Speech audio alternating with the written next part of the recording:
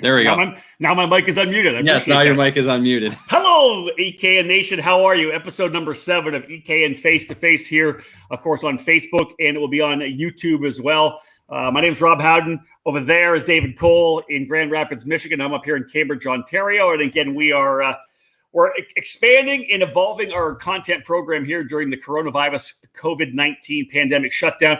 Things are looking a lot better. I think that we can all agree that we're kind of moving our way through this right now. Up in Canada, we've definitely flattened the curve. We've had 4 days of decreasing new daily cases, which is great. Same thing around a lot of areas of the U.S. now. As you've seen from the article that we have on eKartingNews.com, we're updating as many tracks as we possibly can. Some tracks opening up for actual races. Many others are opening up for member practicing. There actually are some rental tracks that are opening up as well. So things kind of loosening up a little bit, which is nice. Money starting to work its way back through the sport. And we do want to thank everybody off the top of the show here right now who have supported our Support Karting program with Styled Aesthetic and our new T-shirt. Again, that Support Karting T-shirt, hashtag Support Karting. All the profits going to the EKN partners in the industry. And that's what we're trying to do right now is support the industry. Shout out to everybody coming on, saying hello here from the beginning. I'll say right now, it's May the 12th. I never even know what day it is. It's Tuesday. Seriously, David, it's all just blending in together. Why you need a calendar? I've never been your office. Calendar right there. Right there. Oh yes. It's Tuesday. You should get one of the boards that you can change the dry erase boards. So that's way. That's a good idea. But the thing on the other side of my laptop here is all my foam for audio. So I'll figure it out. It is Tuesday, May the 12th. I'm doing all right. How you doing, David? You hanging in there or what? Yeah, I'm spending too many late nights iRacing and playing video games. But yeah, I had a lazy Mother's Day Sunday. We just kind of sat around, watched movies because it was terrible weather here. So no reason to go outside. It's finally starting to get a little bit warm out with some sun. So we're looking forward to getting back outdoors because all of last week we basically were inside. So yeah, no doubt about it. Once we get outside, it'll kind of help bring things a little bit back to normal as much as we can. Those of you tuning in right now, again, this is episode number 7. If you didn't see any of the ones we had before, the shows before, we've had some great interviews. Talked to the guys at Margay. We've talked to USAC Karting. We've talked to a bunch of the track managers as well. Last week, we had a chance to sit down and chat with Alfonso Ribeiro and go back and talk about his 4 or 5 years in the sport back in the late 90s and early 2000s. That was a fun interview for sure. You can get them on Facebook in our video section, but you can also go to YouTube. All of our face-to-face shows will be archived on YouTube. Easy to access them there as well. This is going to be a good one, though, David. This is kind of like the introduction of a guy that has come into the sport and is obviously going to play a pretty major role. I don't think many people have had a chance to meet him as of yet. I'm talking about Dan Roche from Briggs Stratton, the new director of Motorsports. He's joining us on the show here today. We're going to talk about Briggs. We're going to talk about what's going on for the new year. So let's bring him in here right now from Wisconsin. There he is. Dan, how are you? Hey there, guys. Doing great. Awesome. Thank you so much for having me on. First question. It's not a question we'll normally ask once we get past this, but how are you hanging in there at home so far? It's been a challenge, family wise. My kids are really busy. They're working. My wife is working in the dining room. I get the kitchen. So whenever anyone comes in and I'm on a conference call and they run the ice machine, it's very disruptive. And I'm finding that I'm eating a lot more just because I'm that much closer to the M&M jar and other temptations. I hear you on that. Yeah. I hear you on that for sure.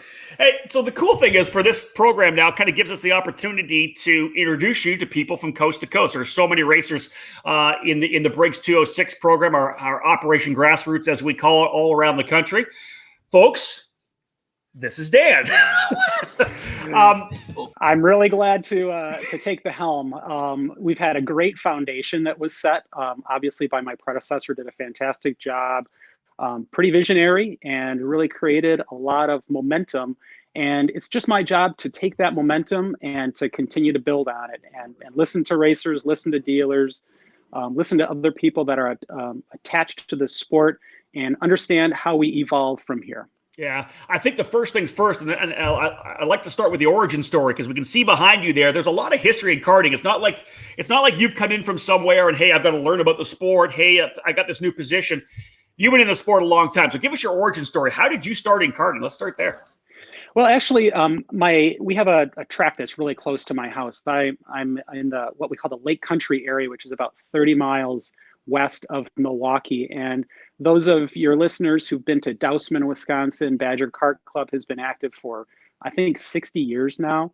So when I was about 7 or 8 years old, my dad offered to take me there, and I could have raced against guys like Scott Pruitt there and a few others that had made their way through that track. I was just, not the kind of kid at that time that wanted to go ahead and do that. I was a second born, so maybe a little bit more tentative to taking risks and lead. I'm a big birth order conspiracy theorist, and it's playing out in my kids as well. But anyway, around 1992, I actually got a ride in a Sports 2000, which is a Formula car in SCCA. So pretty potent vehicle there, and learned how to wrench on a vehicle. The deal with the owner was that if I did all the work, he'd pay all the bills and I could drive it. So, wow. I mean, doesn't get any better than that. I had a lot of time in my hands. So I learned how to prepare a car for competition and to be taken to the limit, which then I applied to my kids. My kids started in kid karting in 2008, just 3 years after I joined Briggs. And then we graduated into having 2 kids racing and 1 dad wrenching, which I think is probably the best balance. I think anything plus or minus that, and you either got too much time on your hands or you're just rushing through things. I've tried it all sorts of different ways. 2 drivers and 1 crew is like, it's ideal as far as I'm concerned. Okay. But then my younger son rolled off and my older son kept racing, and we started traveling, doing some Route 66, some cup carts in the early days, things like that. And with that extra time in my hands, with only 1 driver, I got behind the wheel as well. And that's when I realized if I had only taken my dad's advice, my sports car racing career would have been a lot better. Anyway, you can't spend too much time on could have and would haves, but it's been a great. I love inducing power steer. It is, or oversteer, I should say. It's a fun activity on a weekend, and really controlling the balance, tuning the cart, and obviously the competition. Let's talk about your time at Briggs. You talked about the fact you got in there around 2008. What have you done at Briggs before becoming the director of motorsports?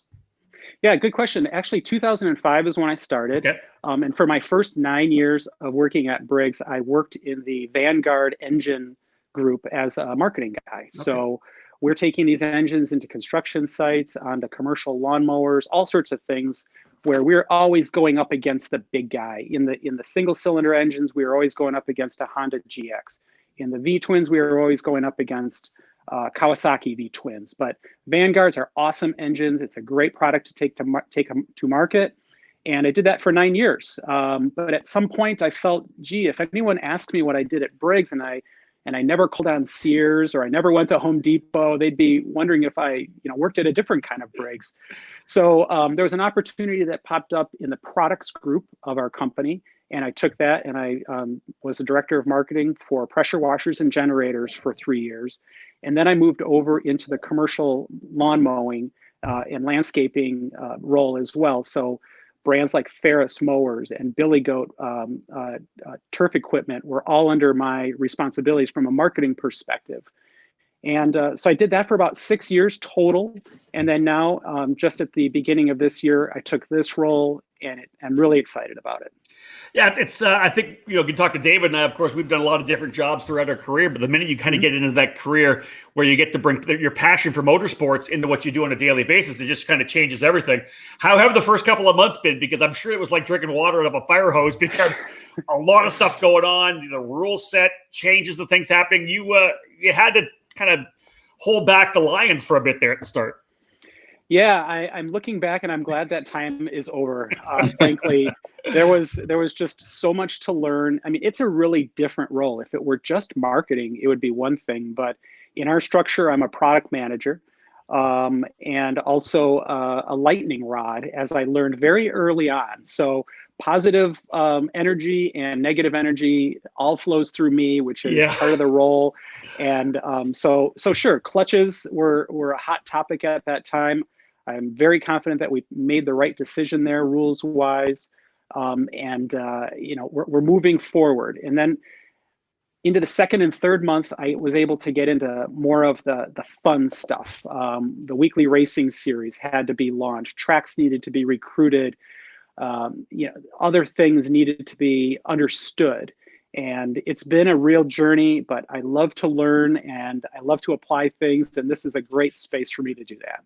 It's what I find interesting is here we are in the middle of May. This is our first opportunity to introduce you to a lot of people, because I would have to think that by now you would have been at races all around the country, kind of introducing yourself and talking to people, actual trackside.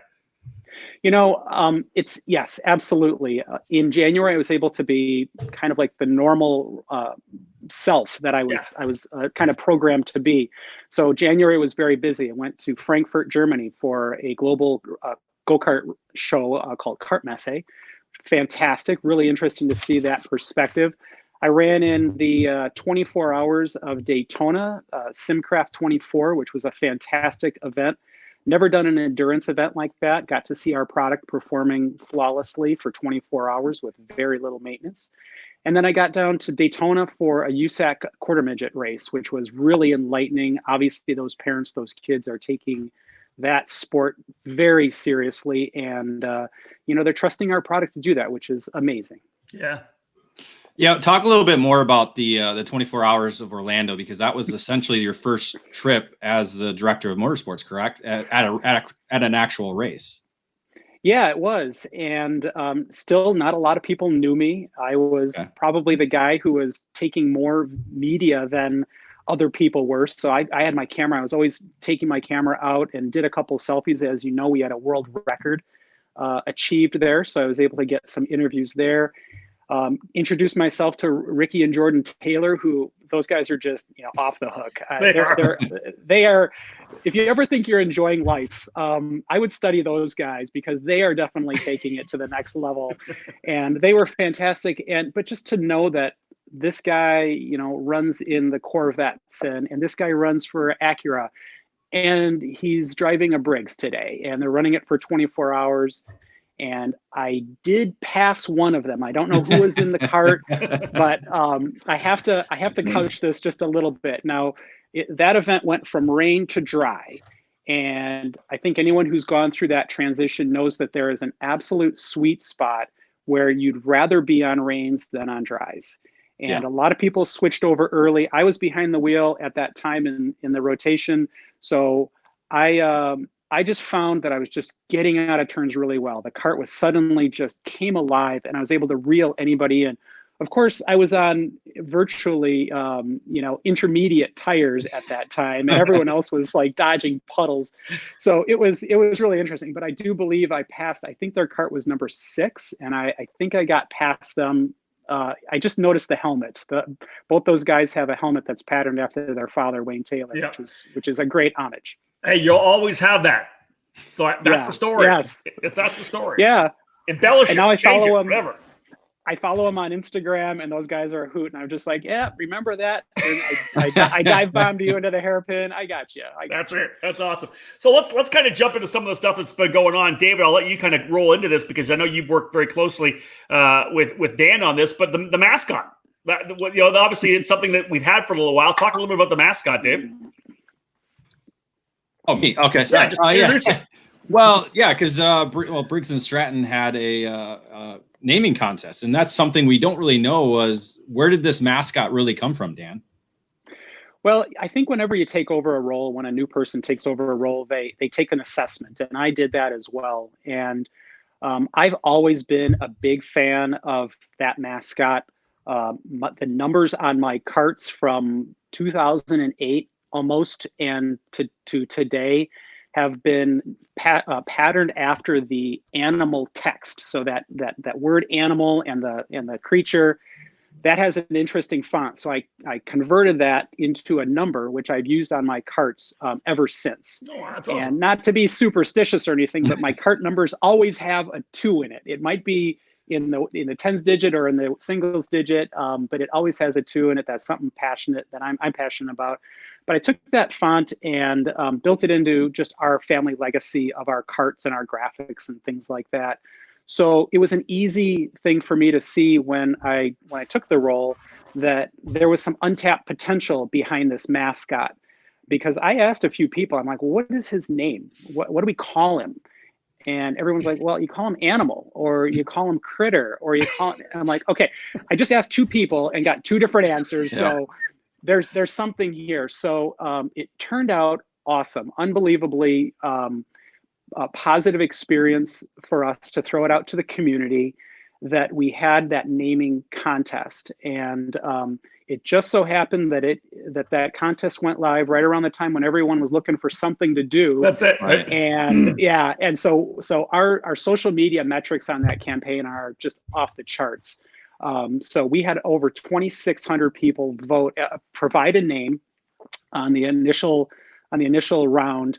And we couldn't believe the creativity that we got. It was just outstanding. A lot of the names revolved around either Rex or Zilla or Saurus. Obviously tons of Briggs names, a lot of 206 name suggestions. And because he's really not just 206, he's Animal too. Yeah. So we had to pick through. We picked 25 finalists out of the 2,600 plus entries. Wow! And then and a number of us at Briggs voted it down to 5, and then those 5 about a week ago went to the community again. We got over 700 votes for the top 5. So we got about 100. We got about 100 votes a day. I think that was about our pace, which was way more. I mean, 3-4 times more than our objectives and our goals. So thankfully, we missed Bodie McBoatface. Are you guys familiar with that? No. Does that name mean anything to you? No, I have no children. What is Bodie McBoatface? Okay. Bodie McBoatface is like this $20 million underwater vessel that studies the bottom of the terrain of the oceans or something. Okay. I think it's British. I think I may have seen him. Let me see something on that. All right, keep going. All right. So anyway, they had this naming contest that went out to the community, out to the social media community, and the name that came back for this multi-million-dollar high-tech boat was Bodie McBoatface. So it's definitely something you want to avoid if you're going into an internet naming exercise. So out of the 26,000 or 2,600 that you had. Was Boat Anchor one of them? No, but we had that seems to be the most popular name for engines of the past. It's a Boat Anchor now, correct? There were some that weren't so nice. Sir Leaks a Lot was one. I remember that one. There was Brigatti, like a Bugatti. That's good. Cardi B. It was interesting. That's not bad. Yeah. I mean, it was crazy. That's awesome. So what did we end up with? What were the final 5 again? So the final 5, you're quizzing me here. It was interesting. There were 2 of them that came in extremely early. So out of 2,600, 2 of them came in as entry number 24 and 25. Wow. Okay. So one was Apex, and the other one was oh darn! I got him. I'm drawing Brigzilla? a blank on it right now. Okay, Brigzilla was like 340 or something Chomp? like that. Go ahead. Chomp was very, very early. That was the other one. That was super, super early in the voting. We got Dino. Dino was kind of in the middle. And then the last one? Revit. Interesting. Revit had only 7 more votes after it. It was very unique. We hadn't had anything that was Rev related. We really liked how the V's were kind of suggesting the pointy aspects of the logo. Yeah. So I mean, phenomenal. We ended up having 65 semifinalists. So if you guessed a name, but say you guessed Brigzilla, but you spelled it with an S, or you were a later entry, that meant you were a semifinalist. Okay. So we're sending out kits of just kind of swag kits for the 65 semifinalists that we had. Wow. All right. And then, of course, the winner gets a 206 and a jacket and a hat that was signed by Joey Logano, Alex Bowman, and Ryan Blaney. Okay. Got that done at Daytona. And then we've got these 65 people who are getting these other swag kits as thank yous. And then finally, I want to thank Comet Kart Sales for donating the second and third place prize, which is a $206 gift card for Comet Kart Sales. They also helped us get the word out. So we are very grateful to Comet Kart Sales. So what, Dave, what do we know, Dan, when the time is? When are we announcing the winner? This morning he did. It was announced this morning. I missed it. It's Brigzilla. Yes! Yeah, that was my pick. So I like Brigzilla. It's got a great attitude. A little homage to obviously Godzilla. It's mean. It's approachable. It's everything that we were looking for. I like it. That's what I said. Yeah, I like it. That's exactly. awesome. Yep. So obviously, thanks. with the marketing background, obviously this contest kind of dives into that a little bit. Is that something that you're kind of looking forward to with the Briggs Stratton racing side of things? Yeah, I think it's fair to say that we want to have a bit more presence. I think there's a little bit more of a connection that we can have with the community. One of the other things that I've started on Facebook is a series called Fast Five, where I throw 5 questions out to a racer that races our product in one shape or another. We had a quarter midget kid who had some awesome responses.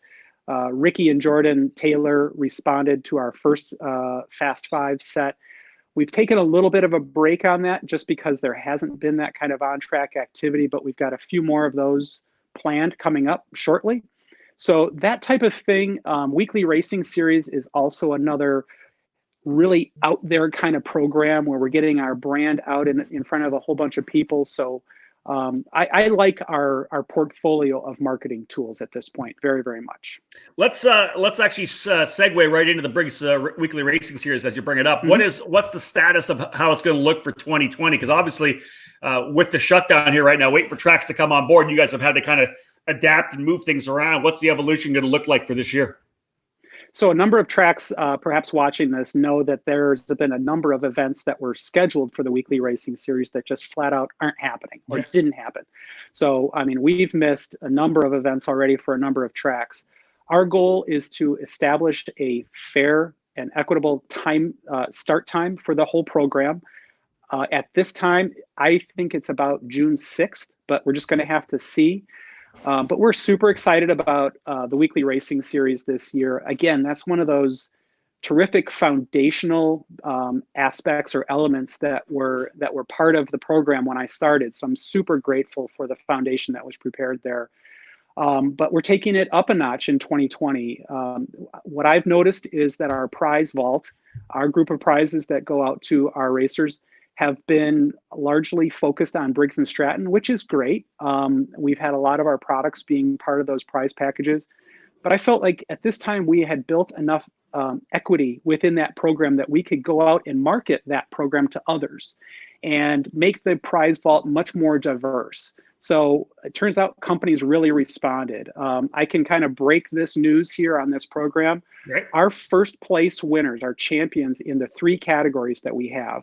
So it's Canadian senior, US senior, and junior. Those 3 individuals will receive a new roller cart from Variable Line Racing, VLR Racing. They're going to get a roller, and a brand new roller, which is awesome. And yeah, I mean, it's a fantastic first prize. It's something really to gun for. We're also really excited about Cartlift joining the program as well. They're donating some cart lifts, which is awesome. Franklin Motorsports has jumped on board as well. So the prize vault is really getting more diverse, and I really wanted to align it more to what every racer would really, really appreciate. Yeah. Let's put this out there right now then. I don't know that people maybe thought that was something that was an option, because normally Briggs had kept it as a big Briggs products. So can we throw it out here on the show right now that if anybody wants to potentially get involved with you, just contact you directly? They're going to have to do that for 2021 because our prize vault is already fixed. Okay. I appreciate the idea, but we've got $19,000 worth of prizes for each of our 3 groups. It's a total of $58,000 worth of prizes. So if we could just get on track and start gunning for it, it'd be really awesome. One other thing just to mention is that for our tracks, we've evolved the track results tool. So this is the tool that tracks will upload their race results into, and we've got a much more intuitive way for tracks to enter their data. There's opportunities there for the sponsors to get visibility throughout that, but our 38 tracks that have signed up, 9 in Canada, 29 in the US, are all going to really, really appreciate that interface to load up those points. Now, a question I would have now, because we have this, we're pushing off until June the 6th, is there an opportunity for more tracks still to sign up if they have not done that already, or are you locked in? We are locked in. Okay. We reached out to every track that had ever raced with us in the history of the program. A number of the tracks were probably uncertain at that time when it came down to sign up time and the deadline for that. So that deadline unfortunately has passed. We've got the tracks that we're going to be carrying forward, and so the system is, or the program is fairly locked in at this point, but we're really excited about taking it forward. That's awesome. One thing I do want to touch on, and we've talked about doing an article on this, and I think we should still do this, but let's chat briefly about it here in just a short segment. Briggs Stratton is not just about karting. I think people realize, they think about Briggs, 206, the animal, whatever it may be, road racing, sprint, or dirt or oval racing, asphalt oval racing. The Briggs power plant, the 206, all the other power plants you have, they're in so many different parts of the sport, and I don't think people realize that it's snowmobile racing and dirt, like the mini sportsman's like the mini modified kind of thing. Talk a little bit about where the engine actually is used in different applications, different series. It's amazing the diversity of how this product has gone. Now, our product line is defined as one from many. So there is one core of our product that goes into many different directions. At this time, there's 5 different versions of our product that go out to market. In the case of the M series for quarter midgets, there's some specific elements to that, a splined crankshaft for gear reduction, things like that get built into the product. So it takes a little shift over in one area and is different. For the animal, obviously, we build animals knowing almost for certain that it's going to go directly to an engine builder. So whenever there's any kind of part that maybe doesn't cut the razor thin margin for making it a 206, that part can fairly get into an animal, because we know an engine builder is going to crack it open and throw that part out anyway. It just has to run as we sell it. Yeah. But the 206, obviously, it's the majority of our engines. The majority of those are going into sprint racing. But you're right, there's quite the diversity. I've got a lot to learn actually about the dirt racing that we do, and I know that we run up against clones in that space. And I want to learn a little bit more why that is, and understand where those racers and those engine builders are thinking and needing product at this point.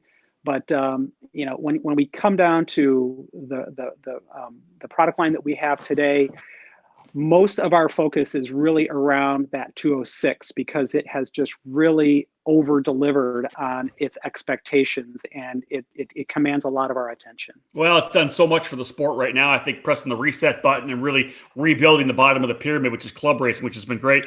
Another program you guys came out with just recently is the Racer Relief program. Let's talk a little bit about that, give you an opportunity to kind of roll that out, give it a description of Racer Relief. Yeah, thanks for mentioning that. I'm going to be having that update on our Facebook on Thursday. But Racer Relief is our awareness and understanding that dealers today are hurting. People are not going into their dealerships.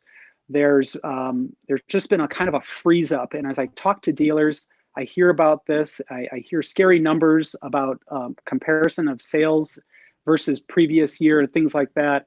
So we just wanted to do our part to give people a reason to get into a 206 package, give a dealer the reason to reach out to their customers. So we've provided some better pricing to our dealers for a temporary period of time through May, so that dealers can have a little bit of relief for them and then share that relief with racers. One of the things that I've heard is that the traveling series are going to be maybe even a little bit slower to start than clubs. So there might be a traveling series racer that's never tried 206, wants to give it a go, And even though it's way more economical to get into 206 than what they might be coming out of, we just wanted to make sure that we were lowering the bar for anyone to try out our package.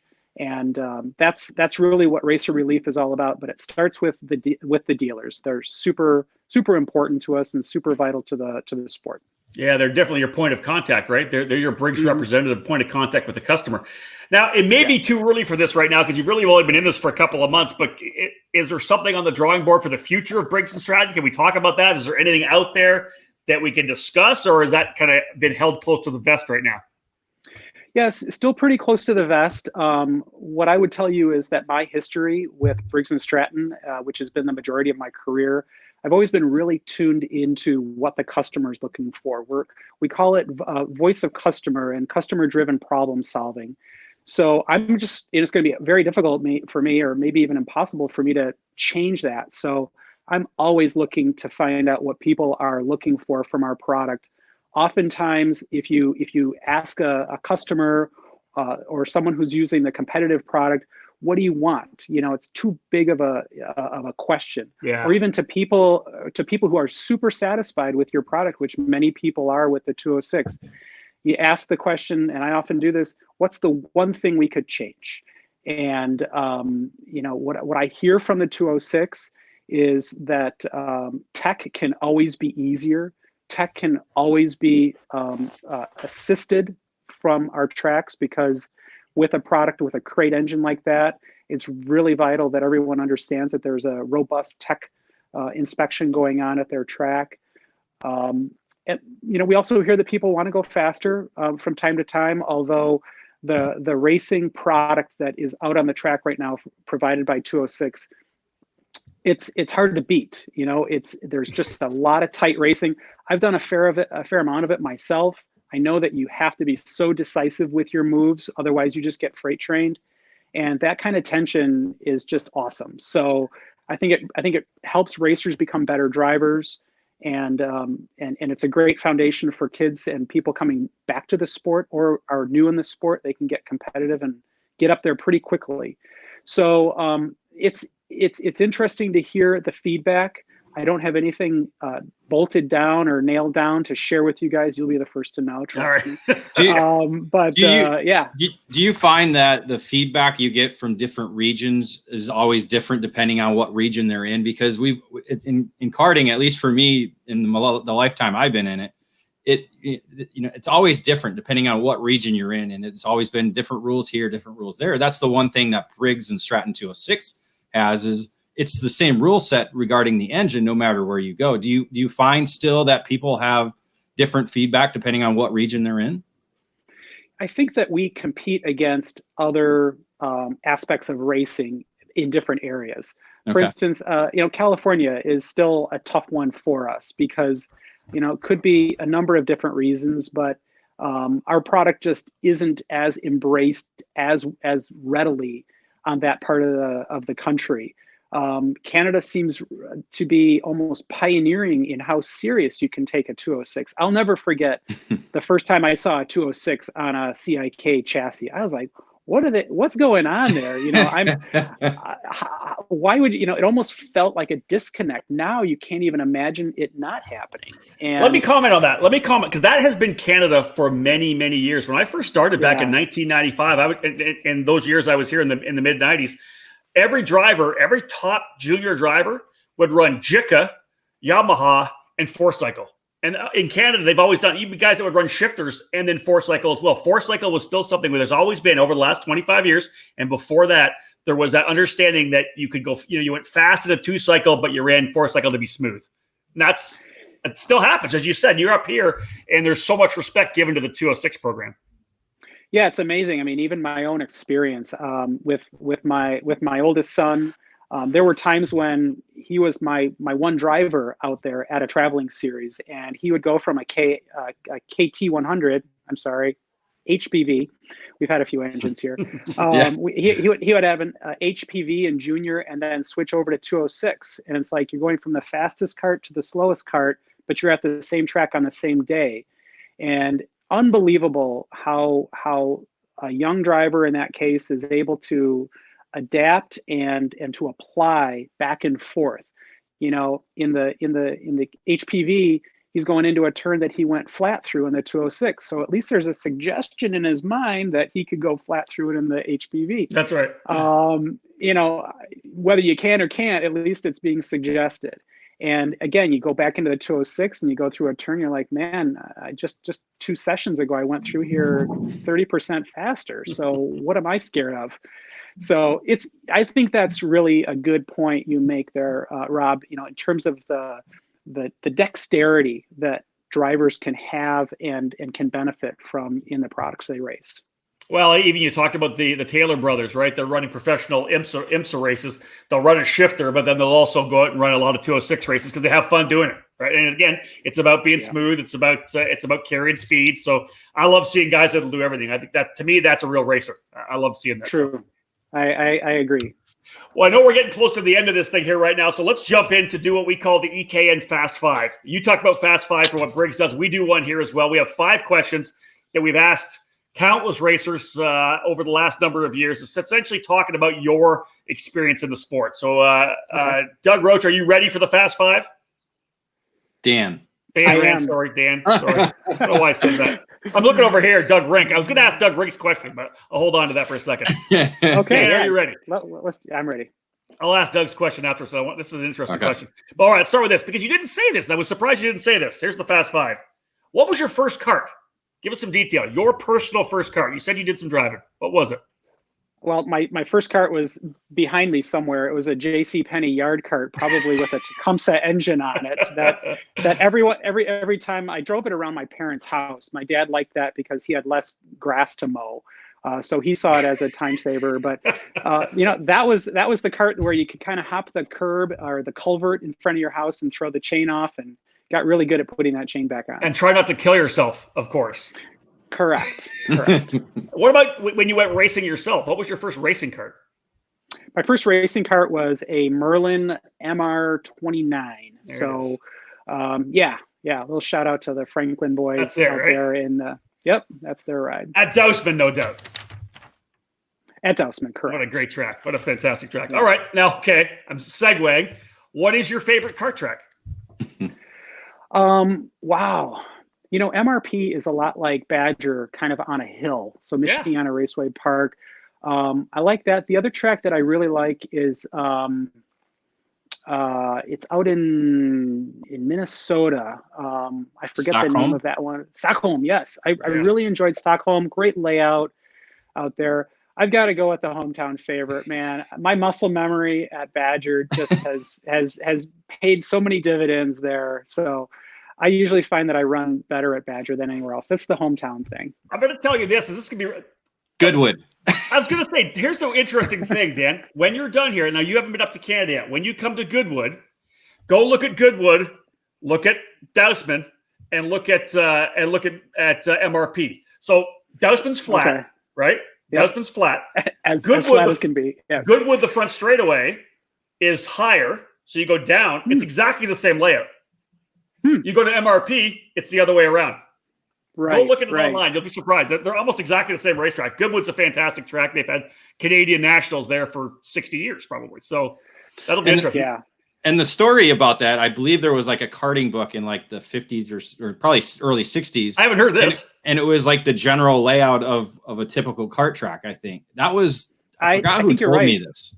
Really? I've seen that book. There were, I've never heard that. Say 5 or 6 classic tracks that were designed. And I think all 3 of those tracks were probably like track D, or Seriously, 3 or whatever. I'd never heard that. Yep. I have all the books back here. I have the old books. I'll pull one out and have a look at it. That's interesting because they're exactly the same racetrack. It's crazy. All right. Awesome. So I'm not sure how long you've been racing for, but what is the biggest win of your racing career? Of my personal racing career, my biggest win was actually just last year when I was able to pull together 3 wins out of 4 efforts at our track. Wow. So it was just one of those things where there were a number of other championships going on. I wasn't running for season points or anything like that. So I was able to drop in without a whole lot of expectations and a whole lot of stress. And I just love that purity of just throwing it out there and running with everyone who's been studying and tinkering and refining everything all season long and doing well. This sounds like a challenge, David, for the Cup Carts North America Grand Nationals. We need to get Dan in the cart and hashtag beat Dan Roche. No, I'm not that good. It's Neither are we. You know, I'll take you three on. Oh, that's like no it. problem. That's good.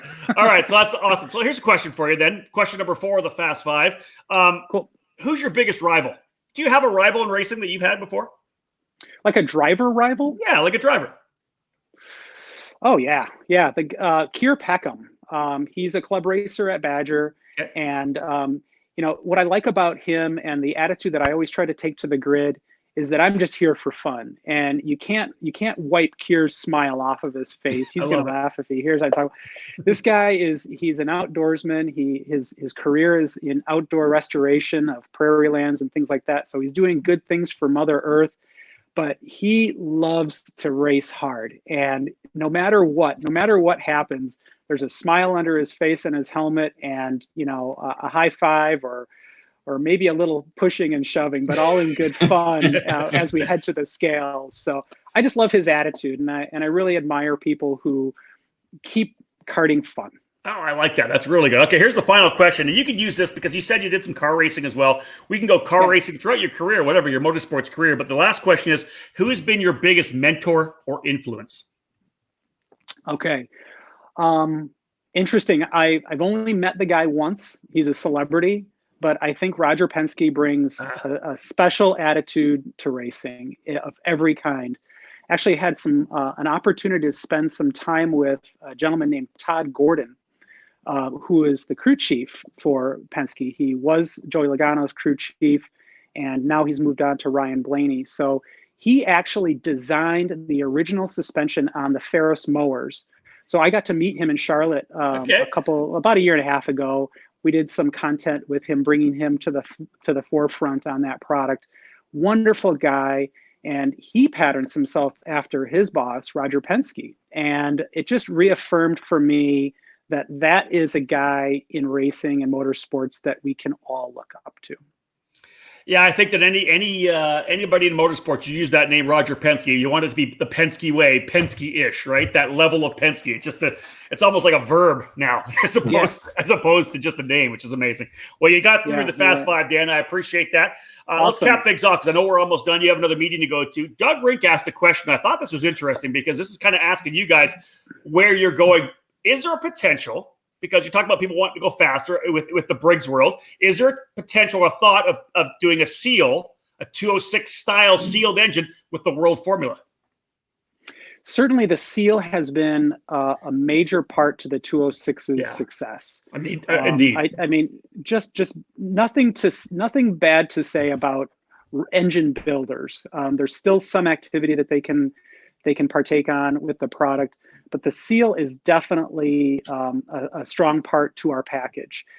To combine that with world formula kind of power, that's really interesting. You know, the world formula has a couple other things that are baked into it that are interesting. I like the way that product holds the carburetor off to the back. To me, that elevates its seriousness and just kind of moves things in the right direction.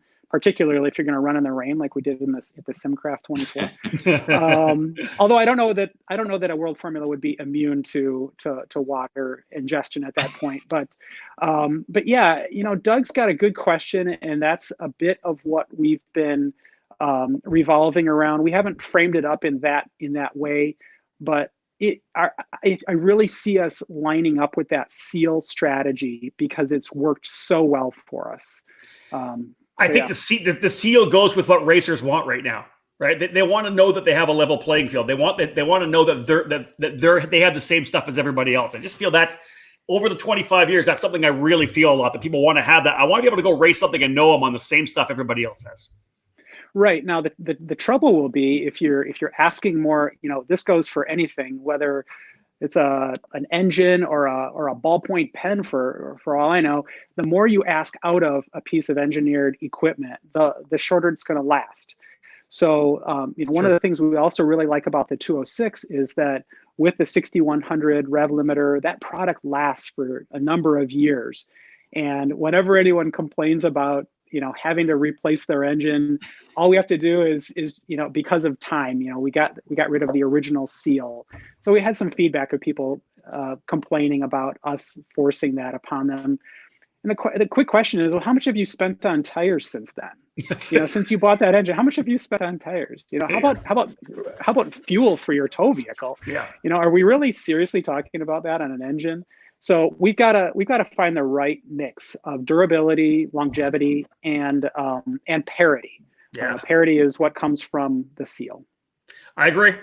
David Cole, any other questions for Dan here right now? Otherwise, we'll let him go to his next meeting.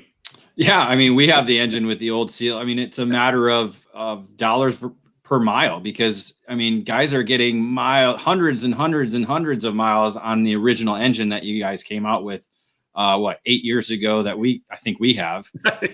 It again, as you said, you kind of have to find that balance. And so it seemed to be, there were some people, there seems to be people just have it out for Briggs. And I think that's kind of just how companies have, as you said, you're kind of the lightning bolt where you're getting the positive and the negative feedback. And I'm hoping that, more and more positive feedback comes out in the future as we move along. Because obviously people have bad blood towards the long past of Briggs, of what happened. And I think they just kind of need to get over it. And thankfully you're kind of in a new face where, okay, the people who were there aren't there anymore kind of mentality. I don't know if that's kind of how you look at it. Yeah, a little bit. I think also anyone who's paid attention to any of the news from Briggs & Stratton can find things to kind of pick at a little bit. Right. My take on that is that I'm really excited that that I'm in the engines part of the business, that I'm bringing this energy to the engine side. Because if you read through the details, what you really find is a company that's returning to its roots of power application. And our strategy going forward will be even more centered around power application. I'll take it back to having been in Europe and seeing all the electric karting that's going on there. And it's interesting because now within the framework of what Briggs & Stratton will be defining itself as with power application experts, those types of things, those types of alternate power sources become available and within scope. And it'll be interesting to see how the company evolves going forward. But my take on it is that racing is still extremely relevant to our business.